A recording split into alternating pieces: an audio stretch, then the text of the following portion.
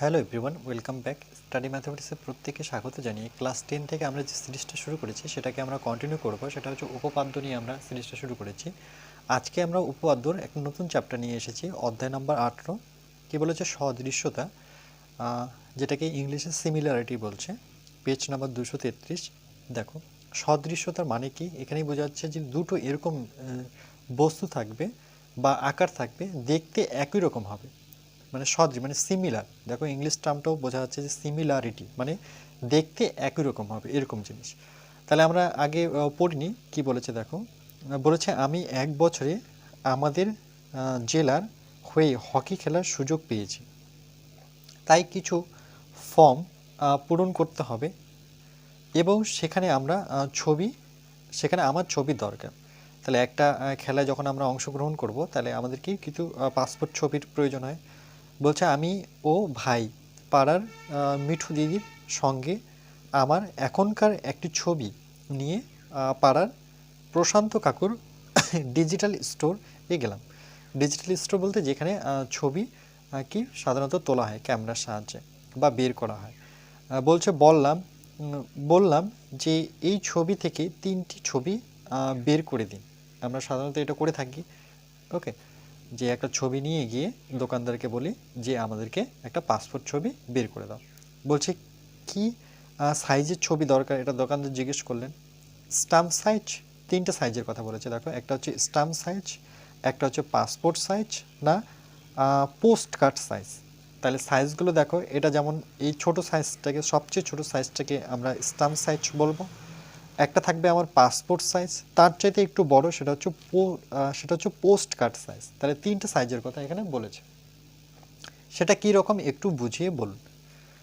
তাহলে এটা দোকানদার জিজ্ঞেস করলো। তাহলে দেখো, একটা মানুষ তো একটাই, কিন্তু তার 3 রকম ছবি করলো। একটা ছোট ছবি স্ট্যাম্প সাইজ, একটা পাসপোর্ট সাইজ, একটা পোস্ট কার্ড সাইজ।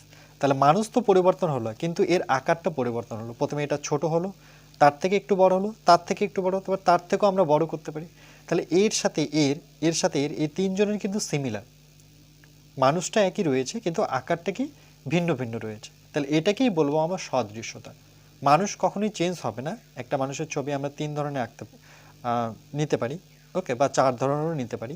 তাহলে মানুষ একটাই থাকবে, কিন্তু ছবির সাইজটা কী হবে? ছোট বড়, কখনো ওভার বড় হবে। ঠিক আছে, এটাকেই বলে সিমিলারিটি। তারপরে আবার কি বলেছে দেখো, যে দেখছি ছবিগুলো একই আকৃতির, ওকে, একই আকৃতির শেপ, কিন্তু বিভিন্ন আকারের, সাইজটা আলাদা, শেপটা সেম, মানে এর যে মুখ, চোখ, বাকি শেপ সব সেম, কিন্তু এদের সাইজটা কি আলাদা আলাদা। তো বলছে এই ছবিগুলি কি সম্পর্কে আছে? বলছে এই ছবিগুলি পরস্পর সদৃশ, মানে সিমিলার রয়েছে, মানে একই মানুষ, একটাই ব্যক্তি, তার ছবি 3 রকম। ওকে, এটাকেই সিমিলারিটি বলছে। আমার 5 বছর আগের অন্য একটি পাসপোর্ট সাইজ ছবি, এখনকার পাসপোর্ট সাইজ ছবি দুটি পরস্পর কি সদৃশ হবে কিনা? অবশ্যই হবে। ধরো না, তোমাদের 5 বছরের ছবি আর এখনকার ছবি, তাহলে কি বলছে দেখো, পাশের ছবিটি দেখি এখানে কি বলেছে। আচ্ছা, 5 বছরের ছবির সাথে এখন যদি তোমার বয়স 30 হয়ে থাকে বা 18 হয়ে থাকে, তাহলে কিন্তু তোমার ছবিটা কি ম্যাচ হবে না, তাই না? 5 বছর দেখতে তুমি আলাদা রকম ছেড়ে, আর ঠিক এখন তুমি দেখতে আলাদা রকম, তাহলে সেটা কিন্তু সদৃশ হলো না। তাহলে বলছে ছবি দুটি পরস্পর সদৃশ নয়। দেখো, আগে একটু ফ্যাট মানে মোটা ছিল, এখন কি হয়েছে, সে মানে আগের ছবির সাথে এখনকার ছবি মিলবে না। কিন্তু এই ছবিটাকেই, বর্তমান ছবিটাকে যদি আমি 5, 7, 10 কপি করি, 15 কপি করি, 50 কপি করি, তাহলে কিন্তু সেটা সিমিলার, মানে দেখতে একই রকম। ওকে, আর আমি 5 বছরের ছবির সাথে যদি এখনকার ছবি তুলনা করি, তাহলে কখনোই সিমিলার হবে না। বা এখন যে তুমি 10-এ পড়ছো, তোমাকে যদি বলা যায় যে তুমি যখন বয়স হয়ে যাবে 60, তাহলে এখনকার ছবির সাথে তোমার 60 বয়সের ছবি তখন কি সিমিলার হবে না? কেন? তখন তুমি দেখতে একটু আলাদা রকম হবে, তাই না? তার জন্য তখন সেটা সদৃশ হবে না এরকম বলছে। কারণ ছবি দুটির আকার এক হলো, বলছে ছবি দুটির আকার এক হলো, মানে এটাও যে সাইজের, এটাও সেম সাইজের, কিন্তু এর যে শেপটা আলাদা, মানে এর মুখের অঙ্গি ভঙ্গি কি একদম আলাদা হয়ে গেছে। 5 বছর পর যে ছিল সে বর্তমানে কি একটু অন্যরকম হয়েছে, তাই তো? তাহলে শেপ যদি পরিবর্তন হয়ে যায়, তাহলে সেটা সদৃশ নয়, এটা মনে রাখবে। আর যদি শেপ একই থাকে, ওকে, সাইজ পরিবর্তন হয়, সেটাকে আমরা কি বলবো? সেটাকে বলবো সদৃশ। কিন্তু দুটি সর্বসম চিত্র কি সদৃশ হবে?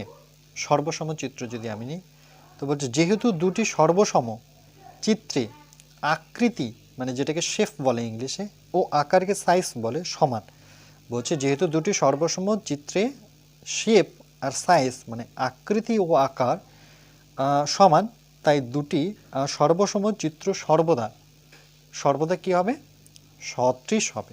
ওকে, সদৃশ না অদৃশ, তাহলে সবসময় সদৃশ হবে, মনে রাখবে। যদি শেপ আর আকার মানে শেপ অ্যান্ড সাইজ দুটো যদি সেম থাকে, সমান হয়, তাহলে সেটাকে সদৃশ আমরা বলবো। ওকে, তারপরে দেখো কি বলেছে, অর্থাৎ যদি একাধিক চিত্রের আকার আলাদা হলেও, আকার মানে মনে রাখবে সেটা সাইজের কথা বলেছে, আকৃতি এক হয় মানে শেপ এক হয়, তবে চিত্রগুলি পরস্পর কি হবে, সদৃশ। এটা মনে রাখবে যে একাধিক মানে আমি 100খানাও একটা মানুষের ছবি তুলে নিতে পারি, তাই তো, একই টাইমে। সেই ছবিগুলোর মধ্যে আমি যে ডিফারেন্ট খুঁজি, ছোট বড়, আমি বিভিন্ন বিভিন্ন আকারের মানে সাইজটাকে পরিবর্তন করতে পারি, কিন্তু মানুষ তো ওটাই, তাহলে সেটা কি, সদৃশ। তাই সর্বসম চিত্র সর্বদা সদৃশ হবে, কিন্তু সদৃশ চিত্র সর্বসম নাও হতে পারে। এই লাইনটা ইম্পর্টেন্ট, যে সর্বসম চিত্র, সর্বসম কথার অর্থ কি, সব দিক থেকে সমান, সর্ব কথার অর্থ সব দিক থেকে সমান, সর্বসম চিত্র সর্বদা সদৃশ হবে, এটা দিয়ে কোশ্চেন আসে। কিন্তু সদৃশ চিত্র সর্বসম নাও হতে পারে।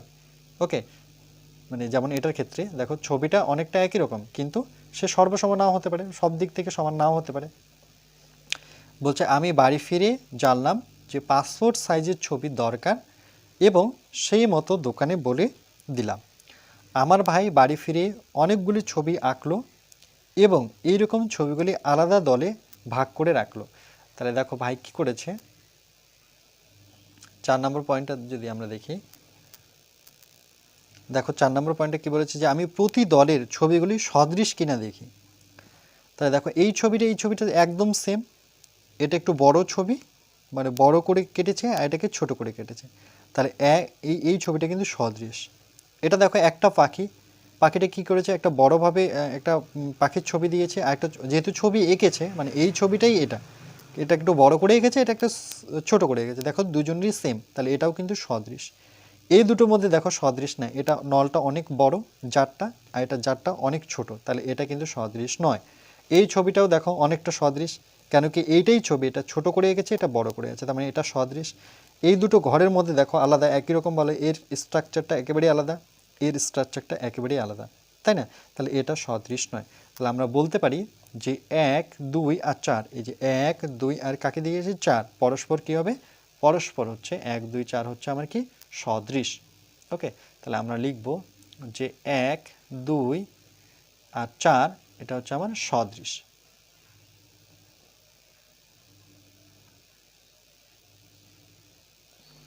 আচ্ছা, তারপরে কি বলছে, কিন্তু 3 আর 5, দেখো 3 আর কোথায় ক্রস করেছি 5, এই দলের ছবিগুলি পরস্পর সদৃশ নয়, কেন, দুটো বাড়ি আলাদা হয়ে গেছে আর এখানে দুটো জারি আলাদা হয়ে গেছে।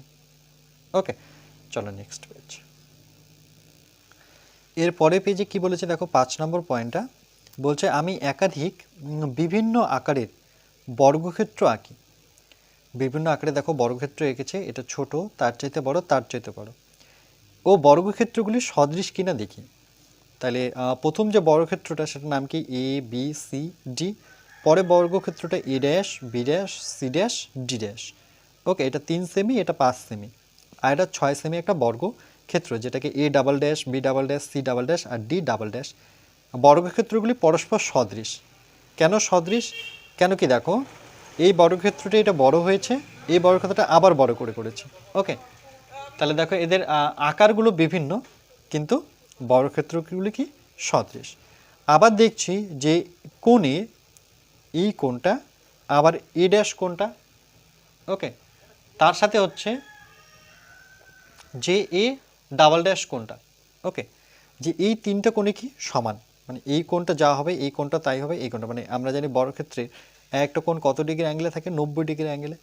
সেমভাবে বি, বি ড্যাশ আর বি ডাবল ড্যাশ, সেমভাবে C, C dash C double dash, সেমভাবে D, D dash D double dash, মানে প্রত্যেকটা কোণ এখানে কত, 90 ডিগ্রি করে, তাহলে প্রত্যেকটা কোণই সমান, তার মানে আমরা বলতে পারি যে এই কোণটার সাথে এই কোণটা সমান।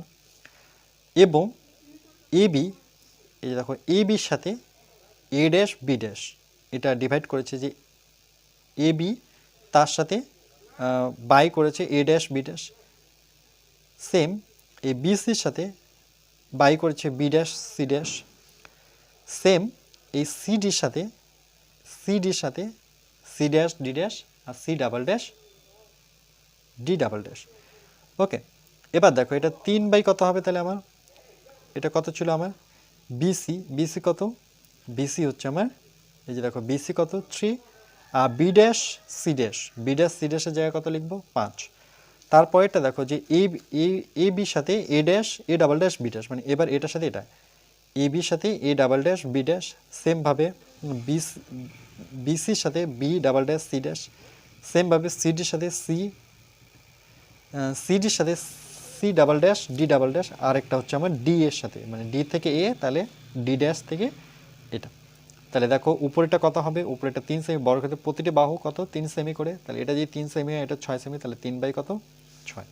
তাহলে বলছে যে আমি দুটি ত্রিভুজ এবিসি এবং ও A dash B dash C dash আঁকি, যাদের পরেরটা দেখো এটার ক্ষেত্রে বলেছে যে আমি এ বি সি আর একটা A dash B dash C dash ত্রিভুজ আঁকি, যাদের বলছে এই কোণটা সেম হবে, এই কোণটা সেম হবে, কেন এটারই বড় রূপ হচ্ছে এটা, এটা ছোট করে এঁকেছে, এটা বড় করে এঁকেছে, এটা সি আর এটা সি ড্যাশ, এই প্রত্যেকটা কোণ কিন্তু সমান।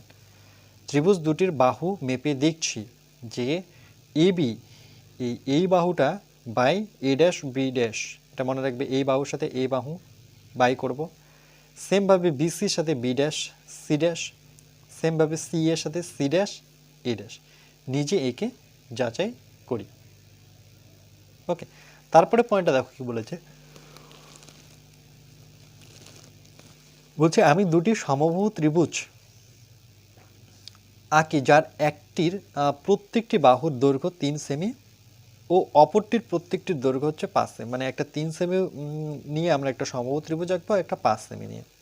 তাহলে এটা ধরে নাও 3 সেমি, প্রত্যেকটাই এর 3 সেমি সমবাহু, অর্থাৎ মানে 3টা বাহু সমান, আর একটা 5 সেমি, মানে প্রত্যেকটা বাহু কত সেমি করে হবে 5 সেমি করে। তাহলে দেখো এখানে এ কোণটা আর ডি কোণটা কিন্তু সমান হতে হবে, কেন সমবাহু ত্রিভুজের প্রত্যেকটা বাহু কত ডিগ্রি করে থাকে 60 ডিগ্রি, এটা মনে রাখবে।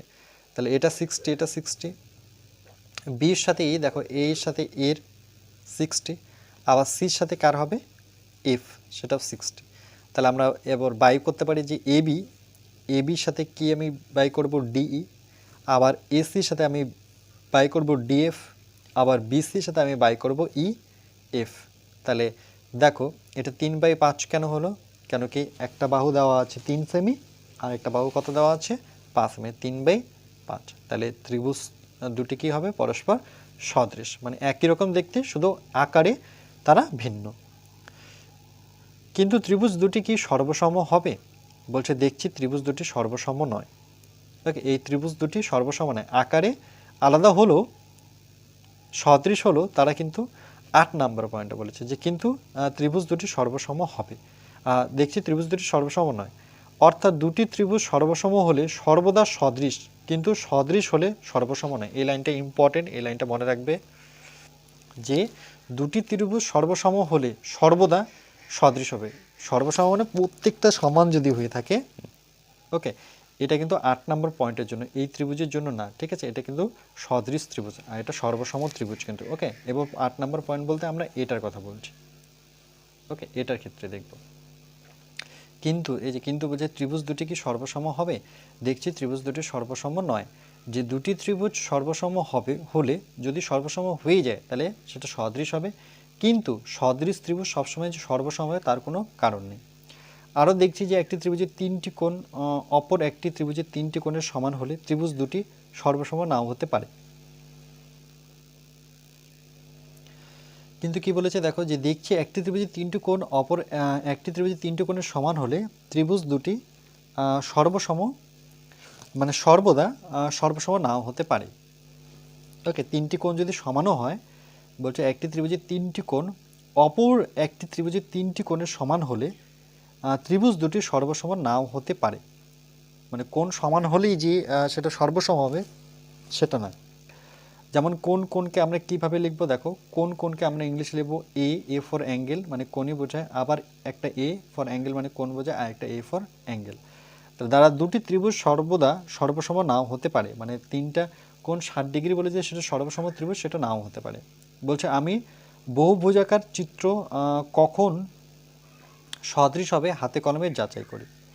তো বলেছে যে ঘরের সিলিং, আমাদের প্রত্যেক ঘরের সিলিং থাকে, এর কাছের ও বিন্দুতে, দেখো কাছের ও বিন্দুতে একটি বাল্ব আটকে দিলাম এবং তার ঠিক নিচে একটি টেবিল, ঠিক নিচে দেখো একটা টেবিল রেখে তাতে সাদা আর্ট পেপার, দেখো হোয়াইট একটা আর্ট পেপার রাখলাম। এবার যে কোনো একটি বহুভুজাকার পিচবোর্ড, যে কোনো একটি বহুভুজাকার পিচবোর্ড ধরি ABCD, এই যে ABCD একটা পিচবোর্ড চতুর্ভুজটি টেবিলের সমান্তরাল বাল্বের নিচে রাখলাম, এই বাল্বের ঠিক নিচে রাখলাম মানে টেবিলের উপরে। এবার বাল্বের আলো বলছে, এবার বাল্বের আলো জ্বললে ABCD চতুর্ভুজের ছায়া কোথায় পড়বে, দেখো A dash B dash C dash D dash মানে টেবিলের মধ্যে, টেবিলের আর্ট পেপারে পড়লো এবং পেন্সিলের সাহায্যে যোগ করে A dash B dash C dash চতুর্ভুজ পেলাম। আমরা যে পেন্সিল সাহায্যে সেটাকে যোগ করে নিই, যা ABCD চতুর্ভুজের কি সদৃশ, মানে এটারই ছায়া তো এটা, তাই তো। এটা সম্ভব হলো কারণ আলো সরলরেখার চলে, আলো কি চলে, একটা সরলরেখায় চলে। এগুলো মনে রাখবে, এগুলো আলো চ্যাপ্টার থেকে আমরা জানি যে আলো সবসময় সরলরেখায় চলে। ও রশ্মির উপর A ড্যাশ আর OB রশ্মির উপর B ড্যাশ, বলছে AO, এই যে OA রশ্মির উপর কি A ড্যাশ, আবার OB, ওকে O থেকে B রশ্মির উপর, O থেকে B রশ্মির উপর B ড্যাশ, আবার OC O থেকে C এর উপর C ড্যাশ, আবার OD এর উপর D ড্যাশ বিন্দু আছে, এই বিন্দুগুলো আছে। এরপরে কি বলেছে দেখো, যে ABCD মানে প্রথম যে আমার চতুর্ভুজটা ছিল, তারপর A dash B dash C dash D dash চতুর্ভুজের কোণগুলি ও বাহুগুলি মেপে দেখছি যে এ কোণ আর A ড্যাশ কোণটা সমান, B কোণটা আর B ড্যাশের সাথে সমান, C কোণটা C ড্যাশের সাথে সমান, D কোণটা D ড্যাশের সাথে সমান। এবং তার সাথে কি বলেছে যে AB by A dash B dash, BC by B dash C dash, আর CD by C dash D dash, এভাবে DA বাই আমরা জানি এটা নিজে একইভাবে হাতে কলমে যাচাই করি। তোমরা এটা করতে পারো যে হাতে কলমে পেলাম একই সংখ্যক বাহু বিশিষ্ট দুটি বহুভুজ সদৃশ হবে, যে একই সংখ্যক বাহু বিশিষ্ট দুটি বহুভুজ সদৃশ হবে যদি তাদের অনুরূপ কোণগুলি সমান হয় এবং অনুরূপ বাহুগুলি সমান অনুপাতে থাকে। এটা মনে রাখবে এই লাইনগুলো, যে একই সংখ্যক বাহু বিশিষ্ট দুটি মানে সংখ্যা একই থাকতে হবে, চার, যদি চার মানে চতুর্ভুজ যদি হয় তাহলে সেক্ষেত্রে 4টা বাহু থাকতে হবে, বাহু বিশিষ্ট দুটি বহুভুজ সদৃশ হবে, ওকে, একটা অনুরূপ কোণ বা বাহুগুলি সমান অনুপাতে থাকে। তো বলছে সহেলি দুটি চতুর্ভুজ এঁকেছে যারা সদৃশ কিনা দেখে, তাহলে দেখো দুটো চতুর্ভুজ এঁকেছে, এটা একটা বর্গক্ষেত্র মতো দেখছি আর একটা আয়তক্ষেত্র মতো দেখছি, তাই তো। তাহলে আমি এমনিতেও বলতে পারি ছবি দেখে যে এটা কখনোই সদৃশ হবে না। দেখছি যে সহেলির আঁকা 1 ও 2 চিত্র চতুর্ভুজদ্বয় সদৃশ নয়, কেন, এটা একটা বর্গক্ষেত্র, এটা আয়তক্ষেত্র, কি করে সমান হবে, কারণ চতুর্ভুজের অনুরূপ কোণগুলি সমান হলেও, আমরা জানি এটা 90 ডিগ্রি, প্রত্যেকটা 90 ডিগ্রি হলেও অনুরূপ বাহুগুলির অনুপাত সমান নয়, ওকে। এই বাহুটার সাথে এই বাহুটা কখনোই সমান হবে না। দেখো এটা হচ্ছে কত ছোট বাহু, এটা অনেক বড় বাহু হয়ে গেল, আবার এটা বড় হয়ে গেল, এটা ছোট হয়ে গেল, তাহলে বাহুগুলি অনুপাত সমান হবে না। আর আমরা জানি কখন সদৃশ হতে হবে, দেখো সদৃশ হতে গেলে আমরা কন্ডিশনটা দেখেছি যে কোণ সমান হতে হবে, এই লাইনগুলো খুবই ইম্পর্টেন্ট। কোণ সমান হতে হবে, তার সাথে কি সমান হতে হবে, আমার বাহুর অনুপাতগুলো কি হতে হবে, সমান হতে হবে, ওকে। এই বাহুর সাথে এই বাহুর অনুপাত সমান হতে হবে, এই বাহুর সাথে এই বাহুর অনুপাত সমান হতে হবে, এই বাহুর সাথে এই বাহুর অনুপাত সমান হতে হবে, প্রত্যেক এই বাহুর সাথে এই বাহু, এই বাহুর সাথে এই বাহু, আবার এই বাহুর সাথে এই বাহু, ওকে, প্রত্যেকটা বাহু কি সমান হতে পারে, এই বাহুর সাথে এই বাহু, তাহলে সেটা আমার কি হবে, সদৃশকোণী ত্রিভুজ হবে, ওকে। নেক্সট দেখো, এরপর কি বলেছে দেখো, যে একটি বর্গক্ষেত্র ও একটি রম্বস কি সর্বদা সদৃশ হবে, একে যুক্তি দিয়ে লিখি, নিজে করি। পলাশ দুটি বহুভুজ এঁকেছে, যারা সদৃশ কিনা দেখি। তাহলে এটা তোমরা নিজেই করবে। ওকে, যে একটি বর্গক্ষেত্র সাথে একটা বর্গক্ষেত্রের সাথে একটা রম্বসের সদৃশ হয় কিনা। দেখো এখানে পলাশ যে ছবিটা এঁকেছে সেটার দিকে যদি আমরা লক্ষ্য করি, যে দেখো এই ছবিটা একটা কি এঁকেছে, বহুভুজ। ওকে, বা পঞ্চভুজও বলতে পারি। তো বলছে যে দেখছি পলাশের আঁকা বহুভুজ দ্বয় সদৃশ, কারণ নিজে বুঝলি কেন সদৃশ। দেখো এটা 90 ডিগ্রি, এটাও 90 ডিগ্রি, এটা 130 ডিগ্রি, এটা 130 ডিগ্রি, এটা 110 ডিগ্রি, এটা 110 ডিগ্রি, কোণগুলো দেখো সেম আছে। ওকে, এক নাম্বার। দ্বিতীয়, এর সাথে এর অনুপাত হবে, এর সাথে এর অনুপাত হবে, এর সাথে এর অনুপাত হবে, কারণ এই ছবিটাই সে কী করেছে, বড় করে এঁকেছে। তা আমরা জানি যে একটা ছবিকে আমরা যদি বড় করে আঁকি, ওকে, তার অবশ্যই বাহুগুলো বড় হবে, কারণ এই ছবির সাথে এই ছবিগুলোকে তো কি একটু বড় হতে হবে, তাই না? তাহলে এই দুটো ছবির মধ্যে কি সদৃশ ছবি।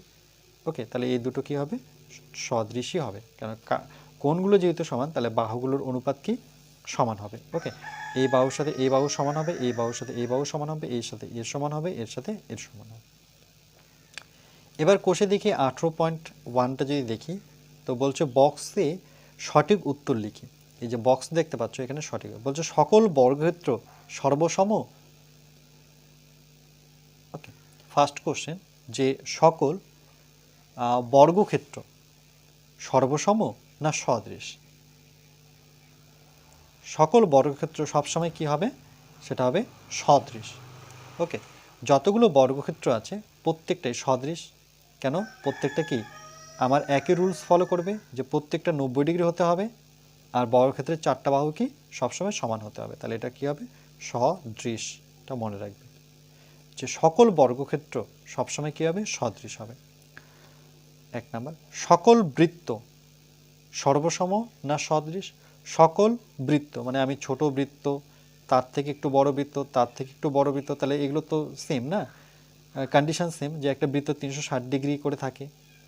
ওকে, প্রত্যেকটারই ব্যাস আছে, ব্যাসার্ধ আছে, তাহলে বড় ছোট তো হবেই বাহু, কেন কি আমি বড় থেকে ছোট থেকে বড় দিকে যাচ্ছি, তাহলে এটা কি হবে, সবসময় সদৃশ হবে।